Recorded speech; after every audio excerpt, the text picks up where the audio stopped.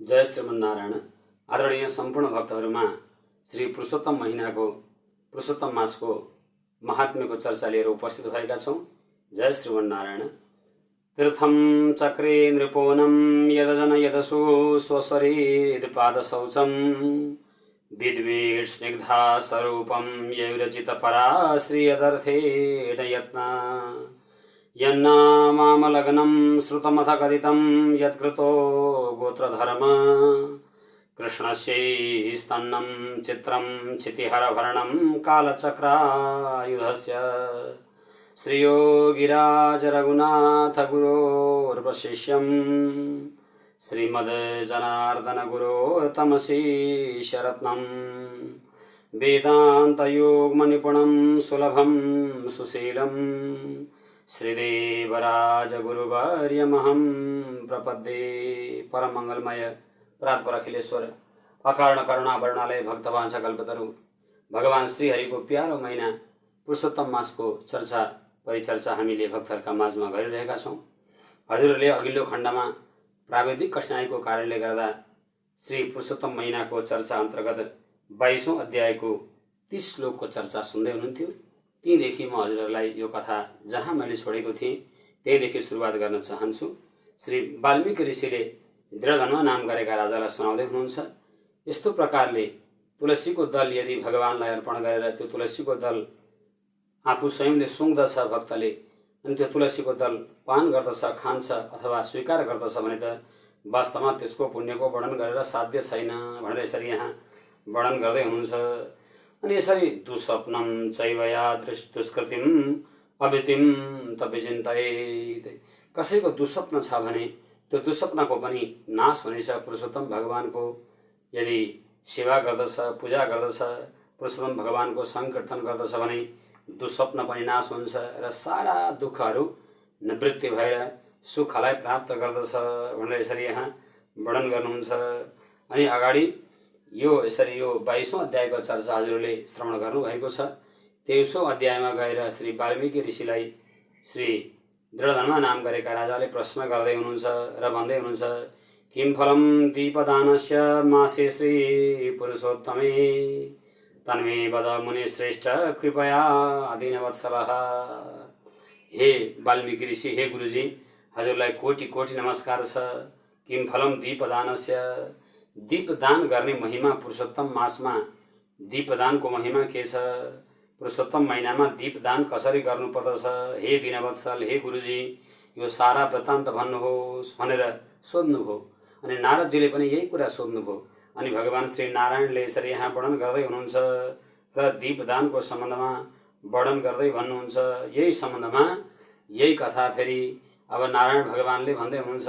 वाल्मीकि ऋषिले दृढधन्वलाई कथा सुनाउन थाल्नुभयो र वाल्मीकि भन्दै हुनुहुन्छ, शृणु राजन शार्दूल कथां पाप प्रणाशिनीं यां श्रुत्याति विलयाप या पापम पञ्चविधं महत्। हे दृढधन्व राजा, हजुरलाई यो सम्बन्धमा म एउटा कथा सुनाउँछु, सुन्नुहोस्। जो कथालाई सुन्नाले गर्दा सारा पापहरू विलय भएर जान्छन्, सारा पापहरू नासिएर जान्छन् भनेर यसरी यहाँ वर्णन गर्दै हुनुहुन्छ। सौभाग्य नगरी राजा चित्रबाहु रीतिश्रुत सत्यसन्धो महाप्राज्ञ शिशुरारतरः परः। सौभाग्य नाम गरेको कुनै एउटा नगर थियो, कुनै एउटा देश थियो र त्यो सौभाग्य नाम गरेको नगरमा चित्रबाहु नाम गरेका राजा हुनुहुन्थ्यो। विस्तृत भनेको सबैतिर आफ्नो सुकर्मद्वारा चाहिँ नाम फैलाएका हुनुहुन्थ्यो, कीर्तिले युक्त भएका हुनुहुन्थ्यो। सत्य सन्ध भनेको साह्रै सत्य बोल्नेवाला हुनुहुन्थ्यो। महाप्राज्ञ भनेको ज्ञानी हुनुहुन्थ्यो। त्यसै गरी अरूको निन्दा नगर्नेवाला, अरूको प्रशंसा गर्नेवाला, यस्तो प्रकृतिको हुनुहुन्थ्यो। गुणग्राह्य हुनुहुन्थ्यो। व्यक्ति कोही गुणग्राह्य हुन्छ, कोही दोषग्राही हुन्छ। राजा चाहिँ गुणग्राही हुनुहुन्थ्यो। गुणलाई मात्रै देख्नेवाला, सहिष्णु भनेको एकदमै सहनशील क्षमता भएको, सबै धर्मलाई जान्नेवाला, शीलले युक्त भएको, रूपले युक्त भएको, दयाले युक्त भएको, ब्राह्मणको सेवा गर्ने भएको, भगवान श्रीहरिको भक्त भएको, कथा श्रवण गर्नका लागि भनेको पुराण भनेपछि उत्सुक बन्ने, सधैँ आफ्नो कर्ममा प्रातःकालीन नित्य कर्म नैमित्तिक कर्ममा लाग्नुभएका यस्ता राजा हुनुहुन्थ्यो। अनि पुत्रः पशु समन्वितः, छोराछोरीले युक्त भएका, गाईले घोडाले हात्तीले युक्त भएका त्यस्ता राजा हुनुहुन्थ्यो। अनि बलिया कस्ता हुनुहुन्थ्यो भने चतुरङ्गः बलोपेत, राजाका साथमा चतुरङ्गिणी सेना थिए। हात्तीमा चढेर हिँड्ने सेना, घोडामा चढेर हिँड्ने सेना, रथमा चढेर हिँड्ने सेना र पैदल हिँड्ने सेना, यी 4 प्रकारका सेनालाई चतुरङ्गिणी सेना भनिन्छ। अनि धनदोपमः, धनै धनले युक्त भएको धेरै धनी राजा हुनुहुन्थ्यो। तस्य भार्या चन्द्रकला चतुष्षष्ठी कलान्वितः, ती राजाकी जो पत्नी थिइन् ती पत्नीको नाम चाहिँ चन्द्रकला थियो र ती चन्द्रकला नाम गरेकी जो पत्नी 64 कला युक्त भएकी थिइन्। पतिव्रता महाभागा भगवत भक्ति संयुतः, पतिव्रता थिइन् ती देवी। पतिव्रता हुने बित्तिकै शास्त्रकारले अथवा साहित्यकारले ती पतिव्रता नारीलाई कस्तो उपलक्षण दिनुहुन्छ भने महाभागा, महाभाग्यले युक्त भएकी थिइन्, भाग्यवान थिइन्, भाग्य तिनको एकदमै बलवान थियो र केवल पतिको व्रत मात्र गर्ने नभएर महाभाग्यमानी मात्र नभएर साथमा अरू के गुण थियो त यिनमा भने भगवत भक्ति संयुता, भगवान श्री कृष्णको भक्ति गर्नेवाली, भगवान कृष्ण की भक्त, भगवान को पूजा करने वाली, भगवान को भजन करने वाली यस्ती धार्मिक थिइन् यी देवी। र यहाँ यसरी वर्णन गर्नुहुन्छ, तया सह महीपालो बुबुजे मेदिनी युवा बिना श्री कृष्ण देवेन बजाता नाति दैवतम। यस्तो प्रकृतिको हुनुहुन्थ्यो युवा भनेको दुवैजना राजा रानी, भगवान श्री कृष्ण बाहेक अरू कोही देवता छैन भनेर भगवान श्री कृष्णको अनन्य भक्ति गर्नेवाला, भगवानको अनन्य चिन्तन गर्नेवाला त्यस्ता हुनुहुन्थ्यो। ती चित्रबाहु नाम गरेका राजा भगवान कृष्णको भक्त पनि हुनुहुन्थ्यो। एकस्मिन् दिवसे राजा चित्रबाहु महीपति दृष्ट्वा समागतान् दोरान् अगस्त्यम मुनिपुङ्गवम। एक दिन आफ्ना दरबारतर्फ आइरहेका अगस्त्य नाम गरेका ऋषिलाई चित्रबाहु नाम गरेका राजाले देख्नुभयो अनि प्रणम्य दण्डवत भूमो विधिनाथ म पूजयेत्। पृथ्वीमा लम्पसार परेर अगस्त्य ऋषिलाई साष्टाङ्ग दण्डवत प्रणाम गर्नुभयो अनि अपूजयत भनेको पाद्य अर्घ्यद्वारा षडाश्रोपचार विधिद्वारा पूजा गरिसकेपछि आसनम कल्पयित्वा भनेको आसनको कल्पना गर्नुभयो र यति गरिसकेपछि यो आसनमा बस्नुहोस् गुरुजी भनेर अगस्त्य ऋषिलाई आसनमा बसाउनुभयो र मुनिवराग्रतः अनि तिनै अगस्त्य ऋषिका अगाडि बसेर विनया बनतो भूत्वा विनम्र भएर मुनिसत्तमम महामुनि सत्तम श्री अगस्त्य ऋषिका अगाडि ती चित्रबाहु नाम गरेका राजाले भन्न थाल्नुभयो, अद्य मे जन्म साफल्यम जन्मम मय्यदमे सफलनन्दिनम अद्य मे फलराज्यम च अद्य मे सफलम गृहम। आज मेरो वास्तवमा हे गुरुजी मेरो म जन्मेको मेरो जन्म सफल भयो, आज मेरो दिन पनि सफल भयो। हे गुरुजी हजुर मेरा घरमा आउनुभयो, आज मेरो राज्य पनि सफल भयो। हे गुरुजी हजुर मेरो घरमा आउनुभयो र आज मेरो गृह भनेको घर पनि सफल भयो किनभने हजुर मेरो घरमा आउनुभयो। यस्तम समागतो मेद्य गृहे श्रीकृष्ण सेवकः।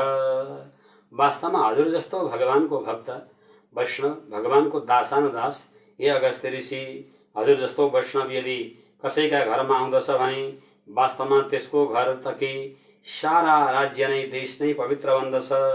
हजुरलाई कोटि कोटि नमस्कार छ भनेर यसरी अगस्त्य ऋषिलाई चित्रबाहु नाम गरेका राजाले हात जोड्नुभयो अनि अगाडि वर्णन गर्दै भन्नुहुन्छ, वास्तवमा मेरो तुल्यम भवित स्वल्पम वैष्णवाय समर्पितम। हे अगस्त्य ऋषि, वैष्णवको महत्ता, भगवान विष्णुका भक्तको महिमा, भगवान विष्णुका भक्तको विशिष्टताको वर्णन गरेर के साध्य छ र? साध्य नै छैन। यदि वैष्णवाय समर्पितम, वैष्णवलाई भनेर यदि कसैले एउटा तिलको दानो समान दिन्छ भने मेरो तुल्यम भनेको सुमेरु पर्वत जति बन्दछ त्यो दिएको दान त्यति बढ्दछ। कपर्दिका प्रमाणम तो व्यजना मनमुत्तमम नयच्छ द्वितीय यस्तो वैष्णवाय द्विजन्मने।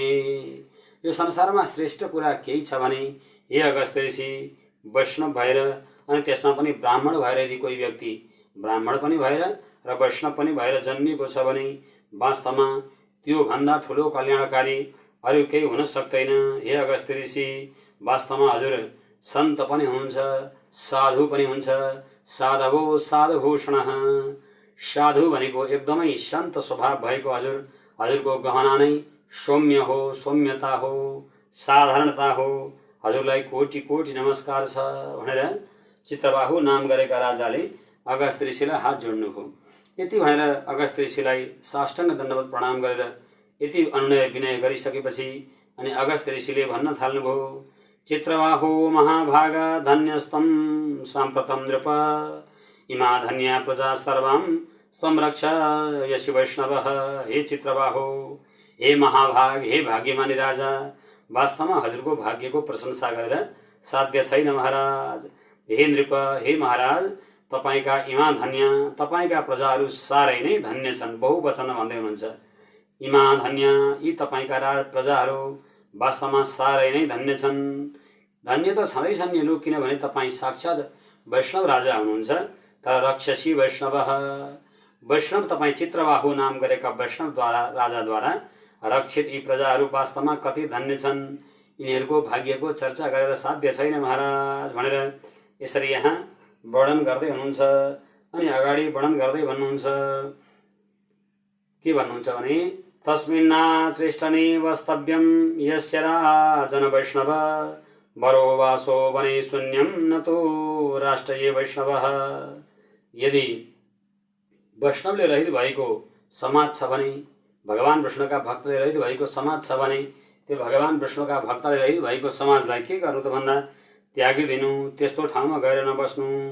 राष्ट्रम अवैष्णवम, राष्ट्रधीश छ भने त्यस्तो ठाउँलाई त्याग्नु। किनभने त दर्वहीन यथा सन्ध्या तिलहीनम च तर्पणम। वैष्णव नभएको समाज छ भने, वैष्णव नभएको देश छ भने, वैष्णवले रहित भएको समाज, वैष्णवले रहित भएको देश भनेको त दर्वहीन यथा सन्ध्या, सन्ध्या गर्न भनेर व्यक्ति बसेको छ तर कुशको काहीँ लवलेश छैन, नामो निशान कुशको टुक्रो पनि छैन, कुशको पवित्र पनि छैन, पञ्चसूत्री पनि छैन, बाहुमा कुशका कुनै प्रकृतिका कुनै केही लगाइएको पनि छैन। तर बस्न चाहिँ किन बसेको त्यो व्यक्ति भन्दा सन्ध्या गर्न बसेको हो भने कुश रहित सन्ध्या गर्न बस्नु र वैष्णव रहित भएको देश एउटै हो। तिलहीनम च तर्पणम, तर्पण गर्नका लागि व्यक्ति बसेको छ तर तिल चाहिँ छैन, तिल बिना बसेको छ। तर्पण गर्छु भन्छ भने व्यर्थर्थम देव सेवा तथा र सर्वराष्ट्रम अवैष्णवम। त्यसै गरी वैष्णव रहित भएको, भगवान विष्णुको भक्त रहित भएको राष्ट्र छ भने त्यो राष्ट्र पनि त्यस्तै हो, श्मशान समान मानिन्छ, त्यसको कुनै अर्थ छैन, कुनै काम छैन भनेर यसरी यहाँ श्री अगस्त्य ऋषिले चित्रबाहु नाम गरेका राजालाई चर्चा गर्दै हुनुहुन्छ। अनि यति भनेर अगस्त्य ऋषिले फेरि भन्दै हुनुहुन्छ, अवै दग्धम सदा तेस्तु भक्ता भजपतिम शुभे दृढास्तेस्तु सदा भक्ति स्त्री गोपी जनवल्लभे। राजाकी चित्रबाहु नाम गरेका राजाकी पत्नी हुनुहुन्थ्यो चन्द्रकला देवी। ती चन्द्रकला देवीलाई पनि भन्दै हुनुहुन्छ, वास्तवमा यी चन्द्रकला देवीले हात जोडेर बद्धाञ्जलि पुटु भुतवा भनेको दुईटा हातलाई जोडेर आएर विनय नत कन्दरः, विनयपूर्वक काँधलाई झुकाएर शिरलाई झुकाएर हात जोड्नुभयो अगस्त्य ऋषिलाई। अनि अगस्त्य ऋषिले भन्दै हुनुहुन्छ, हे देवी सौभाग्यवती भव, पति चाहिँ हजुरको सधैँ साथमा रहनु, हजुरको जीवन पर्यन्त हजुरको पति साथमा रहोस्, भाग्यले युक्त भएकी हजुर भन्नुहोस्। अवै दग्धम सदास्तेस्तु भक्त्या भजपतिम शुभे, हे शुभे, हे शुभराणी, हे देवी, तिमीले के गर भने जीवनमा जीवन तिम्रो रहुन्जेल, प्राण तिम्रो रहुन्जेल तिम्रो पति बाँचिरहोस् र तिम्रो पतिको भजन गर, सेवा गर। हे शुभे, वास्तवमा तिमी धन्य छौ, तिमीले कहिले पनि अवैदग्ध भनेको विधवा अवस्थालाई प्राप्त नगर्नु, तिमी विधवा नबन्नु र पतिले युक्त भएकी तिमी बन्नु। तिम्रो जीवन रहेसम्म, तिम्रो प्राण रहेसम्म तिमी चाहिँ दृढास्तेस्तु सदा भक्ति गोपी स्त्री जनवल्लभे, पतिका साथमा निवास गर्नु जीवन रहुन्जेलसम्म, प्राण रहुन्जेलसम्म। अनि साथसाथमा गोपी जनवल्लभ भगवान जगदीश्वर श्रीहरि श्री बालमुकुन्द प्रभुको सदा भक्ति भनेको भगवान कृष्णको सधैँ भक्ति तिमीले गरिरहन पाऊ देवी, मेरो तिमीलाई आशीर्वाद छ। इत्थम आशीर्वादम ददातम भूयम प्राह महीपति, हे चित्रबाहु राजा, श्रीमतीका साथमा म हजुरलाई यति आशीर्वाद दिन्छु भनेर अगस्त्य ऋषिले भन्नुभयो। यति भनेर अगस्त्य ऋषिले आशीर्वाद दिइसकेपछि अनि यहाँ बद्धाञ्जलि पुटो भूत्वा विनया नत कन्दरः, दुईटा हात बाँधेर शिर झुकाएर चित्रबाहु राजाले अगस्त्य ऋषिलाई सोध्ने विचार गर्नुभयो। हे गुरुजी, म हजुरलाई एउटा कुरा सोध्दैछु भनेर भन्नुभयो। अनि अगस्त्य ऋषिले भन्नुभयो, सोध्नुहोस् महाराज, के सोध्दै हुनुहुन्छ? विपुला मे कथम लक्ष्मी कथम राज्यम अकण्टकम पतिव्रता कथम पत्नी किं कृतं सुकृतं मया। विपुला मे कथम लक्ष्मी, मैले यत्रो विपुल धन सम्पत्ति, यत्रो लक्ष्मी, यत्रो राज्य, यत्रो शत्रुले रहित भएको अकण्टक राज्य मैले के नै त्यस्तो शुभ कर्म गरेको थिएँ र प्राप्त गरेँ? हे अगस्त्य गुरुजी, भन्नुहोस्, मेरी पत्नी यति पतिव्रता छन् कि यति पतिव्रता छन् कि मेरो यति भक्ति गर्छन् कि मेरो यति प्रेम गर्छन् कि वर्णन गर्न साध्य छैन। यस्ती सुन्दरी र यस्ती मेरो भक्ति गर्नेवाली, पातिव्रत्य धर्मलाई अपनाउने वाली यस्ती पत्नी, यस्ती विनम्र, यस्ती सुशील पत्नी मैले कुन भाग्यले गर्दा प्राप्त गरेँ? कृतम सुकृतम मया, मैले त्यस्तो के सुकृत गरेको थिएँ? हे गुरुजी, भन्नुहोस्। एतन्मे ब्रूहि विपदेम व्रत वाहनम शरणम गतः करस्था मलवत सर्वा जानासि त्वं मुनीश्वरः। हे गुरुजी, मलाई यो सारा वृत्तान्त वर्णन गर्नुहोस्, भन्नुहोस्। म हजुरको शरणमा आएको छु। मैले बुझ्नै सकिनँ गुरु, मैले यत्रो सम्पत्ति, यस्तै सौभाग्यदायिनी पत्नी कसरी मैले प्राप्त गरेँ भनेर यसरी सोध्नुभयो, सुध्याउनुभयो अगस्त्य नाम गरेका ऋषिलाई। अनि अगस्त्य ऋषिले राजालाई र रानीलाई हेरेर भन्न थाल्नुभयो, मया विलोकितं सर्वं प्राक्तनं चरितं तव तत्सर्वं कथया मध्ये सेतिहासं पुरातनं। मैले तपाईहरूको सारा पूर्वजन्मलाई हेरिसकेँ हे महाराज, चिन्तन गरिसकेँ। अब तपाईँको पूर्वजन्मको कथा सुनाउँदैछु, जो पुरातन भनेको प्राचीन कालको इतिहास हो। अब सुन्नुहोस् तपाईहरूको पूर्वजन्मको कथा भनेर चित्रबाहु नाम गरेका राजा र चन्द्रकला नाम गरेकी देवी राजा रानी, जो भगवान विष्णुका परम भक्त हुनुहुन्थ्यो, जगदीश्वर परमात्मा श्रीहरिका भक्त परम वैष्णव हुनुहुन्थ्यो, यी राजा रानीलाई श्री अगस्त्य ऋषिले सुनाउन थाल्नुभयो। चमत्कार पुरे रम्ये मणिग्रीवा विधान भ्रीर तमभूत शूद्र जातो योर जीव हिंसा परायणः। हे बाबु, हे महाराज, तिमी चमत्कार नाम गरेको कुनै एउटा देश थियो र त्यो चमत्कार नाम गरेको पुरे भनेको देशमा, सहरमा एकदम रमणीय सहर थियो। मणिग्रीवा नाम गरेको शूद्र थियो तिमी, तिम्रो नाम मणिग्रीव थियो, तिमी शूद्र थियौ। अनि शूद्र जातिको भएका तिमी जीव हिंसा परायणः, पशु पक्षीलाई मार्ने अनि तिनै पशु पक्षीलाई खाने यही काम मात्रै तिमी गर्दैथ्यौ, त्यो बाहेक तिम्रो अरू केही काम थिएन। नास्तिको दुष्ट चरित्र परदार अपदर्शकः, तर तिमीले शूद्र नै भए पनि के गर्यौ भने नास्तिक भयौ, तिमी दुष्ट चरित्र भएका भयौ, अनेकौं कयौं असंख्य स्त्रीहरूका साथमा निवास गर्नेवाला भयौ, अर्काले गरेको शुभ कर्मलाई नदेख्नेवाला कृतज्ञ भयौ, पापी भयौ। दुर्विनीतः भनेको शीलता कस्तो हुन्छ, सौम्यता कस्तो हुन्छ, विनयता कस्तो हुन्छ भन्ने कुरा तिमीलाई थाहा थिएन। दुर्विनीत भनेको अहंकार लिप्त भएका भयौ। शिष्टाचार भनेको तिमीले के हो भन्ने कुरा तिमीलाई थाहा थिएन। याचेयं भवतो भार्या पूर्व जन्मनि सुन्दरी कर्मणा मनसा वाचा पति सेवा परायण। यी जो तिम्री पत्नी छन्, चन्द्रकला नाम गरेकी पत्नी, यी पत्नी पनि सुदृढी थिइन्। यी सुदृढी चाहिँ तिम्रा साथमा तिम्रो सेवा गरेर बसेकी थिइन्। कर्मद्वारा, मनद्वारा, वाणीद्वारा पतिको सेवा गर्दथिन्। पतिव्रता महाभागा धर्मनिष्ठा मनस्विनी भावनम कुरुते दुष्टम तपो परिकदाचनः। वास्तवमा पतिव्रता भएकी तिम्रो जो स्त्री छन्, ती त्यतिखेर पनि शूद्र हुँदाखेरि, शूद्र तिम्रो शरीर हुँदा पनि पतिव्रता नै थिइन्। वास्तवमा पतिव्रता भएकी स्त्रीलाई नै महाभागा नाम गरेको उपलक्षणले युक्त गरिन्छ। पातिव्रत्यलाई, पतिको प्रेम गर्नेवाली भएकी कारणले गर्दा भाग्यले युक्त भएकी भाग्यशालिनी स्त्री थिइन्।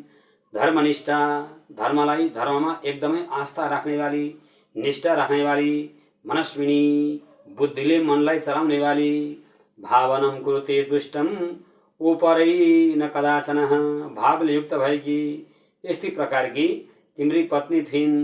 एक दिनको कुरा हो, तिमीले सर्व कर्मले रहित भएर पापी हुँदै गयौ र यसरी पाप बढ्दै जाँदाखेरि के भयो त भन्दा एवं तिरस्कृत सर्वे गतवान् निजं वनम् सबैले तिरस्कार गर्दै गए। ओहो यो त शूद्र भएर के भयो र साह्रै पापी छ, अब यसलाई तिरस्कार गर्नु पर्दछ भनेर सबैले तिरस्कार गर्न थालिसकेपछि अनि तिमी चाहिँ के विचार गर्यौ भने जङ्गलमा गएर कुटी बनाएर बस्नु पर्यो भन्ने विचार गरेर जङ्गलमा गएर कुटी बनाएर बस्ने विचार गर्यौ। एकदा धनुर्दम्य मणिग्रीवो वनं गत बहुव्याल मृगाकरणं मृगमांस जिगीक्षया। एक दिन पत्नीका साथमा तिमी शिकार खेल्न भनेर हातमा धनुष लिएर वनमा गयौ र वनमा गएर बहुव्याल मृगाकरणं धेरै पशुहरूको शिकार गर्दै गयौ। र मृग भनेको संस्कृत भाषामा मृग भनेको पशुनाः इत्यर्थ, सारा पशुहरूलाई वनका पशुहरूलाई भनिन्छ मृग भन्ने अर्थ। यसरी व्याख्या गर्नुहुन्छ अमरकोशले। अनि यहाँ वर्णन गर्दै हुनुहुन्छ धेरै शिकार गरिसकिसकेपछि तस्मिन् नसेन मानुषे अरण्ये मध्ये मार्ग महामुनि उग्रदेवैति ख्यातो दिङ्मुडो विह्वलो भवत्। जङ्गलमा गएर यसरी सारा सबैले तिरस्कार गर्दछन्, घरमा बरु दरबारमा अथवा घरमा बरु जङ्गलमा पो जानु पर्यो भन्ने विचार गरेर तिमी जङ्गलमा शिकार खेल्न गएका थियौ। शिकार खेलिसकेर तिमीले धेरै पशु पक्षीलाई मारेर घर फर्कने विचार गर्दै थियौ। तिनीहरू बीच बाटामा एकजना महामुनि उग्रदेव नाम गरेका महामुनिलाई चाहिँ दिङमुडो भनेको दिग्भ्रमित भएर कता पूर्व कता पश्चिम कता उत्तर कता दक्षिण भन्ने थाहा नपाएर दिशा भ्रमित भएर आउँदै गरेको तिमीले देख्यौ। अनि विह्वल भएका त्रिशांश पीडित तिर्खाले व्याकुल भएका दिनभरि सारा दिन बित्दा पनि घाम तातेका मध्य दिन छ, मध्य दिनका घाम साह्रै चर्का घाम अनि त्यस्ता मध्य दिनका घाम लागेका। तत्रैव पतितो राजन मुमुर्ष र भवत्ततः। हे राजन, हे चित्रबाहु नाम गरेका राजा अनि ती उग्रदेव नाम गरेका ऋषि चाहिँ तिर्खाले प्यासले व्याकुल भएर ती पतितः भनेको लड्नु हो।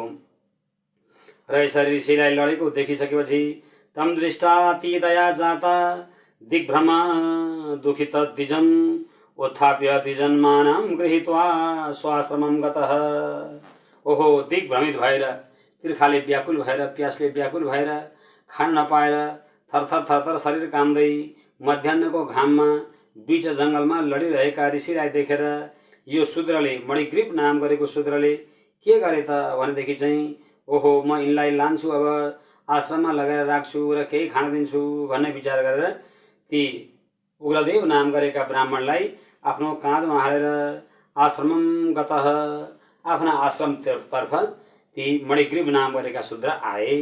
र ती मणिग्रीव नाम गरेका शूद्रले ब्राह्मणलाई, उग्रदेव ब्राह्मणलाई साथमा लिएर दम्पतिभ्याम कृता सेवा दुखितस्य द्विजन्मन, पति र पत्नी भएर तिनै उग्रदेव नाम गरेका ब्राह्मणको सेवा गर्न थाले।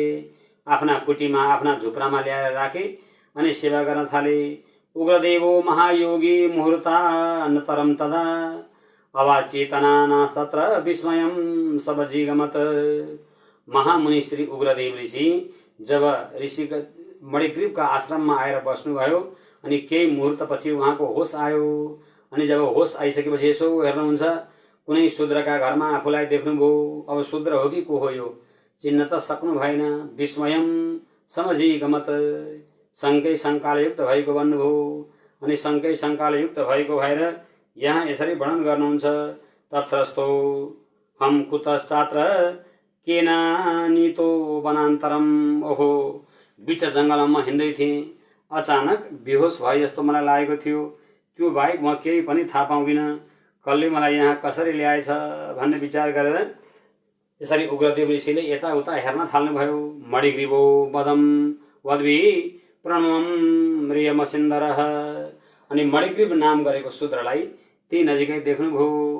यति देख्ने बित्तिकै अब ओहो, ऋषि त उठ्नुभयो भन्ने कुरा देखिसकेपछि अब यो मणिग्रीव नाम गरेको शूद्रले तस्ते शीतलं पारी पद्मिनी पुष्पवासितं तत्र स्नात्वा जले शीतै कृत्वा पूर्वानिकी क्रिया। हे गुरुजी, ऊ त्यहाँ राम्रो पोखरी छ, त्यही सुन्दर पोखरीमा गएर स्नान गर्नुहोस्, त्यही सुन्दर पोखरीमा गएर नुहाउनुहोस् भनेर त्यो मणिग्रीव नाम गरेको शूद्रले भनिसकेपछि प्रातःकाल पो भएको रहेछ, अब उठेर सन्ध्या वन्दन गर्नु पर्यो भन्ने विचार गरेर ती उग्रदेव नाम गरेका जो ब्राह्मण छन् ती ब्राह्मणले स्नातवाह भनेको नुहाइसकेर पूर्वाह्निकी क्रिया भनेको दिनको पूर्व समयमा पूर्वाह्नमा गर्ने जो क्रियाहरू छन् ती सारा सन्ध्या वन्दन हरिको चिन्तन जप तप आदि जे गर्नुपर्ने छ ती सबै पूर्वाह्न क्रियाहरूलाई गर्नुभयो। कुरु ब्रह्मान् फलानहार पिबर्वारी सुशीतलम सुखेन कुरु विश्राम मया संरक्षिताधुना। हे ब्राह्मण, हजुरलाई नमस्कार छ।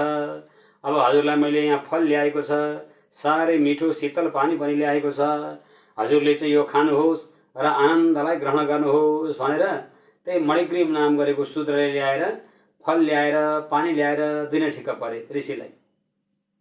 उत्तिष्ठत्वं मुनि श्रेष्ठ प्रसादम कर्तुमर्हसि।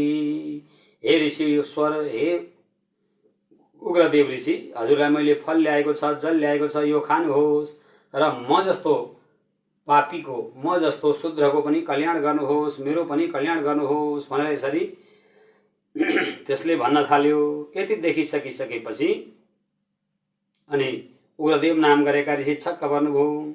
उग्रदेवस्ततः शीघ्रं वटमूल मुपाश्रित मणिग्रीव सपत्नी को नाम मुनिसत्तमः। उग्रदेवले यसो हेर्नुभयो, पत्नीका साथमा भएको एउटा व्यक्तिलाई देख्नुभयो अनि त्यो व्यक्तिले एउटा टपरामा फल पनि ल्याएर दियो, पानी पनि ल्याएर दियो। को रहेछ भनेर बर्का फेदमा बसिरहनु भएका ती उग्रदेव नाम गरेका ऋषिले त्यसलाई को नामः मुनिसत्तमः सोध्नुभयो। वास्तवमा म श्री मुनिसत्तम भनेको उग्रदेव ऋषिले तिम्रो नाम के हो, तिम्रो परिचय देव बाबु भनेर यसरी यहाँ सोद्धाखेरि अनि यसले भन्दैछ, असंस्तारण्यया मध्य आश्रम सौपागत ब्रह्मं तम दर्शनान्नाव देवं पापमेव लियम गतम। हे महामुनीश्वर, हजुरलाई त जङ्गलमा भेटेर बेहोस भएको अवस्थामा जङ्गलमा भेटेर मैले ल्याएको हुँ र मैले ल्याएर हजुरलाई चाहिँ बल्ल बल्ल हजुरको होस आएको छ। अब हजुरले मेरो परिचय लिनुभन्दा पनि मैले हेर्नुहोस् त कति राम्रो पानी जल ल्याएको छ, त्यसै गरी फल पनि ल्याएको छु। शीघ्रम मानय माचिरम, हे देवी, हे मेरी श्रीमती, छिटो ल्याउ, अरू पनि फल ल्याऊ, ऋषिलाई फल खुवाउनुपर्छ, पानी खुवाउनुपर्छ भनेर यसरी त्यो मणिग्रीव नाम गरेको शूद्रले उग्रदेव ऋषिलाई भन्न थाल्यो। र यसरी जब उसले भन्न थाल्यो अनि अगाडि यहाँ कदादिकचम विप्रा गृहे स्थापया मास हर्षतः। आफ्ना अगाडि ल्याएको फल र जललाई देखेर ब्राह्मण चाहिँ हाँस्नुभयो, हर्षतः खुसी हुनुभयो। मणिग्रीव पुनर्वाक्य मुवाच मुनिसत्तम फलान्यागी कुरु ब्रह्मान् कृतार्थी कुरु दम्पतिः। ओहो, फल ल्याएर तिमीले राखेका रहेछौ, वास्तवमा फल ल्याउनुभन्दा पनि ठुलो कुरा त के हो भने नि, हे बाबु, तिमीले मलाई नवजीवन दियौ, मलाई प्राण दियौ। म त दिग्भ्रमित भएर जङ्गलमा ढलेको थिएँ, मलाई लिएर आयौ, वास्तवमा तिमी धन्य छौ। पहिले तिम्रो आफ्नो परिचय त देऊ बाबु, तिम्रो परिचय के हो, तिमी मलाई परिचय देऊ, अनि म तिमीले दिएको जललाई र फललाई ग्रहण गर्छु भनेर उग्रदेव नाम गरेका ब्राह्मणले भनिसकेपछि अनि मणिग्रीव भन्दैछ, शूद्रोहम द्विजशार्दूल मणिग्रीवा विधानत स्वजनै जाति वर्गैश्च परित्यक्त स्वबान्धवै। हे ब्राह्मण, मैले आफ्नो वर्णन गर्नु, के वर्णन गर्नु, म मणिग्रीव नाम गरेको शूद्र हुँ, शूद्र जातिको हुँ म। हजुरलाई नमस्कार छ हे ब्राह्मण। म सारा आफ्ना स्वजनहरूद्वारा, मेरा जातिहरूद्वारा, मेरा दाजुभाइद्वारा परित्यक्त भनेको त्यागिएको छु। म थरी पनि जातको पनि शूद्र हुँ, कर्म पनि शूद्रको जस्तो गर्नेवाला छु। हे उग्रदेव, हजुर प्रसन्न हुनुहोस्, मैले नीरम पानी ल्याएको छु, फल ल्याएको छु, पिबतः पान गर्नुहोस् भनेर यसरी दिनुभयो। मणिग्रीव नाम गरेका यी शूद्रले दिए र दिइसकेपछि अनि हातमा त्यो फललाई र जललाई लिएर मणिग्रीवले फेरि भन्दैछन्, स्वीकार गर्नुहोस्, यो मैले दिएको खानुहोस् भनेर यति भनेर स्वीकार गर्न लागिसकेपछि अनि ओहो, वास्तवमा तिमी त शूद्र रहेछौ, ठिकै छ। ब्राह्मणोहम महाभाग प्रयागम गन्तुमुत्सहे अधुनाम ज्ञात मार्गेण सम्प्राप्तो दारुणे भने। हे मणिग्रीव नाम गरेका शूद्र, सपत्नीक सहित हजुरले सुन्नुहोस्, म चाहिँ उग्रदेव नाम गरेको ब्राह्मण हुँ। म त प्रयाग जान भनेर तीर्थराज प्रयागको दर्शन गर्न भनेर उत्साहपूर्वक हिँडेको थिएँ। आज बाटो भड्किँदै भड्किँदै यो जङ्गलमा आइपुगेँ अनि श्रान्तः तृषा भनेको तिर्खाले व्याकुल भएर यताउता घुम्दा घुम्दै छटपटाउँदै मैले जीवितम भनेको जीवन धारण गर्ने मलाई कठिन भयो अनि म चाहिँ बेहोस भएर पछारिएको थिएँ। अरण्यम केन दुखेन दम्पतिभ्याम समाश्रितम। वास्तवमा हजुरहरू दुईजनाले मलाई आश्रय दिनुभयो। श्रीमान श्रीमती जङ्गलमा दुःख गर्न भनेर जानुभएको थियो, मलाई आश्रय दिनुभयो र मेरो कल्याण गर्नुभयो र मलाई यसरी हजुरहरूले पुनर्जीवन प्रदान गर्नुभयो भनेर यसरी यहाँ वर्णन गर्दै हुनुहुन्छ। उग्रदेवले भन्दै हुनुहुन्छ वास्तवमा हजुरहरू धन्य हुनुहुन्छ भनेर उग्रदेवले वर्णन गर्नुभयो र अगाडि यसरी हजुरहरूले 23 अध्यायको सम्मको वर्णनलाई श्रवण गर्नुभएको छ। अनि 24 अध्यायमा गएर यसरी यहाँ वर्णन गर्दै फेरि भन्दै हुनुहुन्छ। अब अगाडि वर्णन निज धर्म परित्याग कृतो मे दुष्ट बुद्धिनः। वास्तवमा हे मणिग्रीवले भन्दैछन्, हे उग्रदेव नाम गरेका ब्राह्मण, मैले आफ्नो निज धर्मलाई आफूले गर्नुपर्ने जो धर्म छ त्यो धर्मलाई परित्याग भनेको त्याग गर्ने त्यागिदिएँ र त्यही धर्मलाई त्याग गरेको कारणले गर्दा दुष्ट बुद्धिले युक्त भएको म भएँ। अनि मैले के गरेँ त भन्दा चौर्य भनेको चोरी गर्ने, हिंसा भनेको पशु पक्षीलाई मारेर खाने, त्यसै गरी अन्य परित्यक्ता भनेको सबैलाई निन्दा गर्ने, सबैको पिछा लाग्ने अनि सबको निन्दा गर्ने, बन्धुवी दाजुभाइको पनि निन्दा गर्ने, यस्तो कर्मलाई मैले गर्दै गएँ र मैले सारा आफूलाई पनि आफ्नी पत्नीलाई पनि पापको डङ्गुरमा राखेको छु। म कति पापी छु भन्ने कुराको वर्णन गरेर साध्य छैन।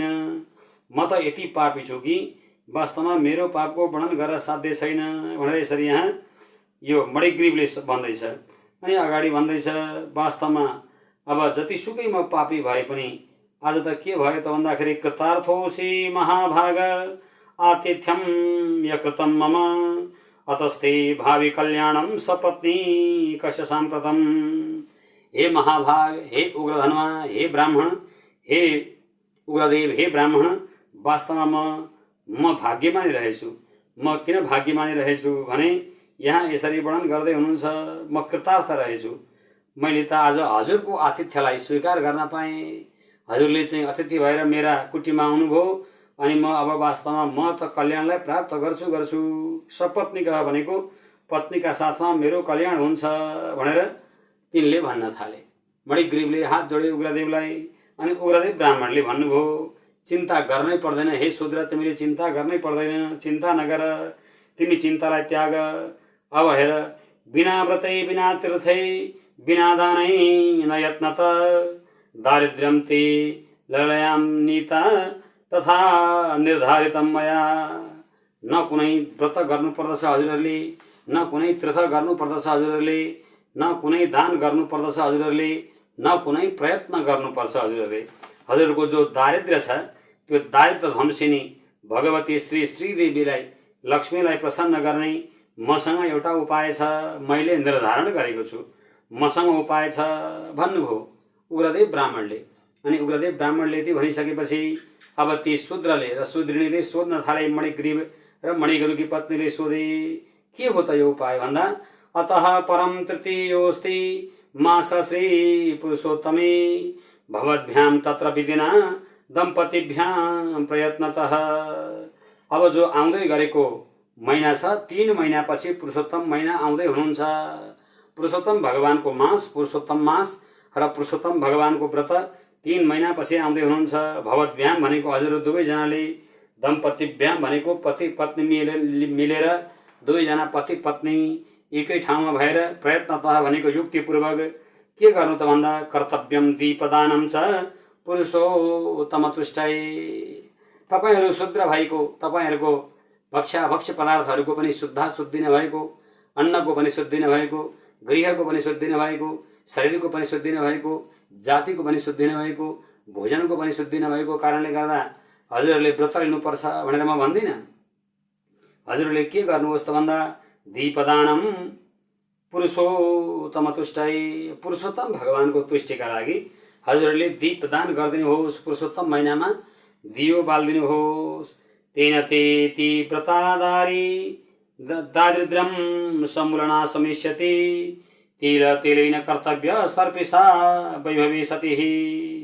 सकिन्छ भने भक्तहरूलाई पनि जानकारी गराउँदै उग्रदेव भन्दै हुनुहुन्छ, सकिन्छ भने पुरुषोत्तम महिनामा 1 महिनाभरि घिउले बाल्नु बत्ती भगवानलाई। गाईको घिउले, सर्पिन भनेको घिउलाई भनिन्छ, गाईको घिउले बत्ती बाल्नु। यदि गाईको घिउले सकिँदैन भने सरस्योको तेलको भए पनि भगवानलाई बत्ती बाल्नु। सरस्योको तेल अथवा तिलको तेल, यी दुईटै तेलैन कर्तव्य सर्पिसा वैभवै सती। सर्पिसा भनेको सरस्योलाई भनिन्छ। सरस्योको तेलको भए पनि अथवा तोरीको तेलको भए पनि अथवा तिलको तेलको भए पनि भगवानलाई यसरी अखण्ड दीपक भनेर सकेसम्म ननिभाइकन 1 महिनासम्म 1 माससम्म बाल्नु भनेर यसरी उग्रदेव ब्राह्मणले भन्दै हुनुहुन्छ। इङ्गुदी जैन तेलेन दीप कार्य स्तोया नग यावन मास संयम मणिग्रीव स्त्रिया सह। अनि भन्दै हुनुहुन्छ, इङ्गुदी भनेको अडिरलाई भनिन्छ। नेपाली भाषामा, बोलीचालीको भाषामा कसैले अडिर भन्नुहुन्छ, कसैले अन्डी भन्नुहुन्छ। जो अडिर छ, अन्डी एउटा ठुला ठुला पातहरू हुन्छन् त्यसका, एकदमै कफलो वृक्ष हुन्छ, कमलो वृक्ष हुन्छ। अन्डी भन्ने वृक्ष हुन्छ जो जङ्गलमा पाइन्छ। अनि त्यसका चाहिँ काँडा काँडा परेका, काँडायुक्त भएका फलहरू हुन्छन्। त्यो अन्डीको बाल्न भन्नुभयो। यसरी यहाँ कर्मनिर्देश गर्नुभयो उग्रदेवले। हे जङ्गली शूद्रहरू हो, हजुरहरू जङ्गली पनि हुनुहुन्छ, जङ्गलमा निवास पनि गर्नुहुन्छ र शूद्र पनि हुनुहुन्छ। हजुरहरूसँग शुद्ध गाईको घिउ कहाँबाट आउँछ? सरस्यौँ अथवा तोरी अथवा तिल कहाँबाट आउँछ? तसर्थ हजुरले त्यही अन्डीको तेलको अखण्ड दीपक भगवानलाई बाल्नुहोस्। हे अनगह, पुरुषोत्तम भगवानको महिमा, दीपदानको महिमा हजुरले सुन्दै हुनुहुन्छ भने हजुर पापले युक्त भएको हुनै सक्नुहुन्न। शूद्र भए पनि हजुर अनगह भनेको पापले रहित भएको हुनुभयो। हजुरको शरीरमा सारा काहीँ कतै पाप छँदै छैनन् भनेर यसरी यहाँ वर्णन गर्दै हुनुहुन्छ। अनि अगाडि भन्दै हुनुहुन्छ, वर्णन गर्दै उग्रदेवले भन्दै हुनुहुन्छ, अन्यथा दीपदानं मा वृद्धि करणं नृणां विधिनां क्रियमाणं चेद किं पुनः पुरुषोत्तमे। वास्तवमा पुरुषोत्तम मासमा भगवानको व्रत बस्न सकिएको छैन, महिमाको चर्चा गर्न पाइएको छैन, भगवानको मूल मन्त्रको अनुष्ठान गर्न पाइएको छैन, तीर्थको दर्शन गर्न पाइएको छैन, कुनै योग गर्न पाइएको छैन, कुनै तप गर्न पाइएको छैन, कुनै आत्ममीमांसा आत्माको चिन्तन गर्न पाइएको छैन। तर केवल कुनै न कुनै तेल ल्याएर त्यो तेलमा बत्ती राखेर त्यो बत्ती भगवानलाई अखण्ड नभए पनि प्रत्येक सन्ध्याकालमा पुरुषोत्तम महिनाभरि यदि बाल्न कसैले सक्दछ भने त वास्तवमा त्यसको महिमाको, त्यसको विशिष्टताको चर्चा गरेर साध्यै छैन। हे मणिग्रीव भनेर यसरी यहाँ वर्णन गर्दै भन्नुहुन्छ, वेदोक्ता नीचका माणिर दानानि विविधानि च पुरुषोत्तम दीपस्य कला नारहन्ति षोडशीं। ऋग्वेद, यजुर्वेद, सामवेद, अथर्ववेदको पाठ गरेको जो फल छ, त्यसै गरी विविध प्रकारका शास्त्रले वर्णन गरे जति दान छन् ती सबै दान गरेको जो फल छ, त्यो फल बराबर त पुरुषोत्तम भगवानलाई यदि कसैले दीप दान गर्दछ, सन्ध्याकालमा पुरुषोत्तम महिनामा दीप बाल्दछ भने पुरुषोत्तम भगवानको दीप बाले समान त तिनीहरू 16 कला मध्येका ती दान, ती जप त 1 कला पनि होइनन्। भनेको जो गरिन्छ, दीप बालिन्छ, त्यो चाहिँ 16 गुणा ज्यादा श्रेष्ठ हो भनेर यसरी यहाँ चर्चा गर्नुभयो। अगाडि भन्दै हुनुहुन्छ, तीर्थानि सकलान्यान्ये वस्त्राणि सकलानि च पुरुषोत्तम दीपस्य कला नारहन्ति षोडशीं। सारा तीर्थको भ्रमण गर्दाखेरि जो फलको प्राप्ति हुन्छ, त्यसै गरी सारा तीर्थमा गएर गङ्गामा, यमुनामा, तापीमा, रेवामा, ताम्रपर्णीमा, अवटोदा, कृतमाला, पयस्विनी, सर्कभद्रा, नर्मदा, तुङ्गभद्रा आदि नदीमा स्नान गर्दाखेरि, कृष्णा, माधव्या, भागीरथी आदि नदीहरूमा स्नान गर्दाखेरि जो फलको प्राप्ति हुन्छ त्यो त पुरुषोत्तम भगवानलाई दीपक जलाउनु भनेको त 16 कला मध्येको 1 कला पनि होइन त्यो भनेर यसरी यहाँ चर्चा गर्नुहुन्छ। योगो ज्ञानं तथा संख्यं तत्राणि सकलान्यपि पुरुषोत्तम दीपस्य कला नारहति षोडशीं। विशाल विशाल योग जो गरिन्छ, ज्ञान भनेको सारा भगवत ज्ञान, भगवत चर्चा, भगवत सम्बन्धी ज्ञानलाई धारण गरिन्छ। साङ्ख्यम भनेको साङ्ख्य योगको चर्चा गरिन्छ। ती सबै पनि के हुन् त भन्दा 16 कला समान पनि छैनन् भनेर यसरी यहाँ चर्चा गर्दै हुनुहुन्छ। पुरुषोत्तम भगवानलाई दीप बाल्नु चाहिँ त्यति कल्याणकारी छ। कृच्छ चान्द्रयणादीन व्रतानि अखिलानि च पुरुषोत्तम दीपस्य कला नार्हन्ति षोडशीम। कृच्छ भनेको अति नै कठिन मानिएको चान्द्रायण नाम गरेको व्रत जो 1 महिनासम्म धारण गरिन्छ। अञ्जुलीबाट खान सुरु गरेर 1 सितोसम्म खानेकुरा खाएर व्रतलाई धारण गरिन्छ। त्यस्तो कठिन मानिएको चान्द्रायण व्रत पनि पुरुषोत्तम भगवानको दीपदानको अगाडि 16 कला मध्येको 1 कला पनि होइन। वेदाभ्यास योगा गया श्राद्धम गोमती तटसेवनम पुरुषोत्तम दीपस्य कला नार्हति षोडशीम। वेदको अध्ययन गरेको, योग गरेको, गोमती नदीमा गएर श्राद्ध गरेर सारा पितृहरूलाई पिण्ड दिएको, गोमती नदीमा गएर स्नान गरेको, पुरुषोत्तम भगवानको दीप बालेको जो फल छ त्यो फलको अगाडि 16 कला मध्येको एउटा कला पनि ती कर्महरू हुँदै होइनन्। उपराग सहस्राणि व्यतिपात शतानि च पुरुषोत्तम दीपस्य कला नार्हति षोडशीम।